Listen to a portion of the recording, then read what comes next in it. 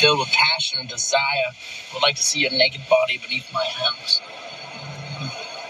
Me too. Yeah. I'd like to do that as well. Yeah. So that is just the most recent bit of news that's been leaked from a variety of different sources, hyped from a variety of different sources, with the fairly transparent goal of taking down Madison Cawthorn. Now, in that case, if it wasn't clear from the video, if you're listening to the podcast, he was talking with a friend or a relative, we'll get into it, and at the end of it, the other man puts his hand near Madison Cawthorn's crotch. And that, oh no, I mean, come on, he's done, right? They got him. If the lingerie thing didn't, then this, it's obviously disgusting. It's obviously see-through what's going on here. But here is how it's being presented. So firemadison.com, which is a website, has identified the man in the video as the scheduler for Madison Cawthorn, Stephen Smith. Now, that site is operated by the American Muckrakers PAC, whose self-described sole objective is to ensure Madison Cawthorn's first term in office is his last. And I guess they think that this might do it, but not just the video. They want to at least pretend that this is a more substantive critique than that. So David Wheeler, the president of that PAC, uploaded a copy of an ethics complaint that he has filed against Madison Cawthorn. And that complaint alleges that Cawthorn had not properly filed House financial disclosures regarding gifts and loans to Stephen Smith, the man in the video. In his complaint, he also claims that Cawthorn and Smith are living together. And there's a few other little pieces of evidence that we'll get to, Brett, but all of this is fairly see-through, I think. What do you think? Yes, just like the lingerie he wore in that photograph they also leaked. So here's the thing. This is a great opportunity to point out to people that I believe in more freedom than most people in the Republican Party do, whereas they want you to run by them which consenting adults' crotches you touch. I don't want to do that. As a member of generally the left, I am someone who doesn't give a flying F whose crotch you suggestively touch in an SUV, as long as they're consenting, and they do. That's weird. That is super weird and super anti-American. But that's then the other part of it is when someone's making fun of someone you don't know really well around an audience that you're not really around a lot, it's very telling what attacks they use that they think are going to wreck the person in that audience. It's like, for me, if someone seems to be displaying that they are gay, I don't use that in an attack around people who, like me, don't give an F whose crotch you touch if they're consenting. But around them, that's like the worst thing you can do, and that's super weird. Yeah, if it is the at least arguably plausible source for any sort of critique, it is at most to point out hypocrisy from the individual around topics around that issue. But certainly not, like, if you can look at Madison Cawthorn, the current position that he holds in the Republican Party, all that he's done since being elected, and all that we've learned about him from before he was elected, and this is the thing that you think should take him down, that he might secretly be gay. That is such an indictment of your own party, of your own party in two ways. One, in, as Brett said, that you think that will work amongst your audience. So you're really tipping your hand about the homophobia in your audience, but also it's kind of a tacit admission that you don't think the other stuff will work. I think that you sort of get that the substantive critiques, whether he, and as we'll get to, violated the Stock Act or these other sorts of laws that he's broken, well, that's clearly not gonna work because we know that our base doesn't give a damn about any of that, but the gay thing might do it. Anyway, as I said, there's other evidence. And so for the second time in just a couple of years, Venmo receipts have become critical to the future of the House. Here you have some payments from Stephen Smith and Madison Cawthorn with the comments, which Venmo for some reason forces you to put for every one of those. I don't understand it. For loving me daily and nightly, the quickie at the airport, the stuff we did in Amsterdam, getting naked for me in Sweden. And this is being presented as more evidence that he is gay. I think that if a Republican congressman was trying to secretly be gay and not have it be unveiled, I think they would realize that this might give the game up. So I'm going to say, I don't think that when he said the quickie at the airport, I don't think they had sex at the airport. I don't think that's actually what happened, Brett. I think maybe they were joking. Maybe. What do you think? Right. All this is stuff that just looks bad if you're a homophobe. Like, Yes. That's all it is. Because I am, I don't know, I'm a frat boy. And the weird thing about frat boys is they always like touch each other's butts and say stuff exactly like this.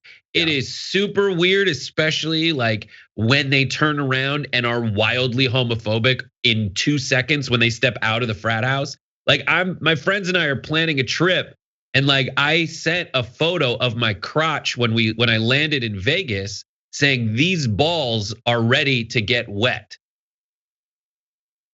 I just That's full not back in disclosure, college. I didn't That just have happened. intercourse with any of them. It's just a weird thing that I did because I thought it was funny. Because there's many double entendre, the same as the reach for the crotch. There's a photo of me and another host that's a promotional photo where I'm just trying to make him uncomfortable by, hovering my hand over his balls, because that was the dynamic we had. Mm-hmm. Like Yes. that. And That's the it's a stuff that they dynamic think that is a lot of horrible. guys have. Now, Yeah. whether they should have that dynamic might be a different question, because at least there it seemed like Madison Cawthorn likes to joke about gay people, which that could be its own problem. I would argue probably not the sort of thing that's going to get him booted from the house. Real quick, Brett, what are you It's gonna say? hard to find the interesting thing in a story like this because it's also stupid. But the interesting thing is the threads that the right is currently pulling at that aren't there to tell you that everyone on the left is secretly trying to make you gay. They're like, look, there was an email where someone at Disney said in the background of maybe some movie there might be two moms in front of one stroller, and Yes. that means that the right wants you to be so freaking gay. It's crazy. They're grooming you. Meanwhile, Madison Cawthorn's wearing lingerie and exchanging these comments and touching people in the balls and getting his balls touched. I'm just saying, like, I don't think that makes him gay. And if it did, I don't give a whooping funt. Yeah, I thought 100%. They do. But wait, well, what if there's other news? I mean, you heard that they might secretly live together. Well, Representative Cawthorn says it's ridiculous. Stephen is his cousin, their family. The PAC that filed the complaint did no research, which, look, obviously they're going to deny pretty much anything, but that seems plausible. And apparently back in 2017, Cawthorn calls Smith his third cousin once removed, saying at the time he was working as a hospitality professional at Chick-fil-A and living with him. So that seems like a pretty good defense. The guy is a relative of his that they joke around with and live with. Anyway, Madison Cawthorn has responded to the most recent round of attacks, and we will summarize some of the ones that have come before, because if you're only checking in on the news at the end of the week, there's been a lot of wrinkles in this.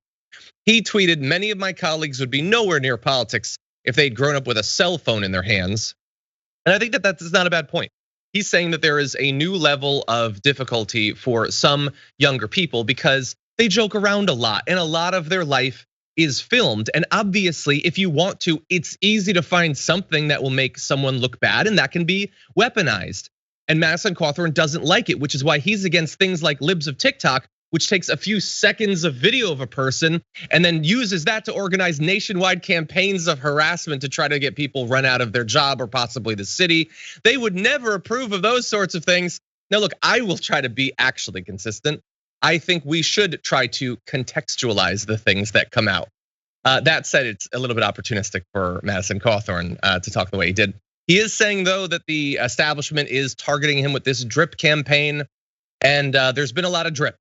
So starting with the cocaine orgies comment that Madison Cawthorn came out with, we've had, I don't even remember in what order, but that he might have violated the Stock Act, that he might have engaged in a pump and dump scheme, fraud with cryptocurrency. The lingerie photos have come out. He's tried to bring a second gun through an airport. I think that's more on him than the establishment. He was pulled over by cops, I think twice now, because basically none of the paperwork he has for his car or license is valid. And I'm probably missing things, honestly, Brett, but it definitely seems like they're coming after him. I would just say this is the weakest of all of the reasons to try to get him booted from the house. It depends on your perspective. And right now, you've got people. I would argue that the establishment is reading everyone correctly, and so is the MAGA wing, and they are coexisting right now.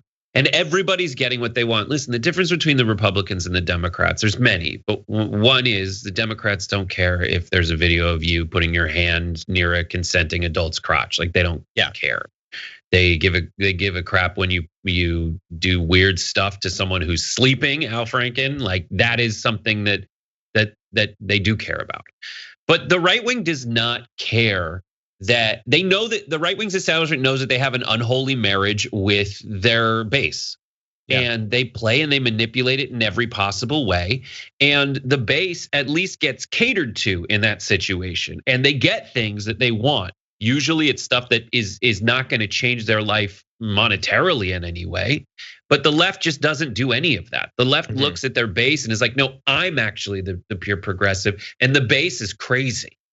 And you can't have the things that we know you want because we campaign against it. We campaign for it, but they just don't really have that relationship where they will at least placate their base with kinds of things that they might want. That's the difference. 100%.